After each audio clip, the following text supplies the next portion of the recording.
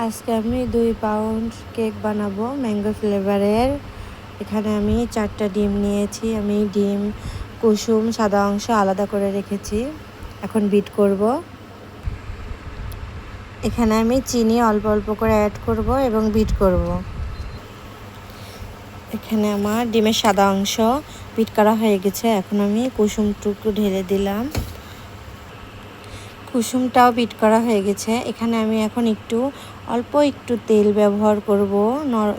Soft ক্রিমে কেকে অল্প তেল ব্যবহার করলেই যথেষ্ট। এখানে একটু ভিনেগার ব্যবহার করব। তারপরে আমি আবার বিট করে নিব। কেকটা ম্যাঙ্গো ফ্লেভার হবে, এর জন্য ম্যাঙ্গো এলিমেশন দিলাম। এবার একটু ম্যাঙ্গো কালারটাও ইউজ করব। এখানে আমি শুকনো মিশ্রণগুলো আগে থেকেই চেলে রেখেছিলাম। এটা এখন আমি অল্প অল্প করে অ্যাড করব।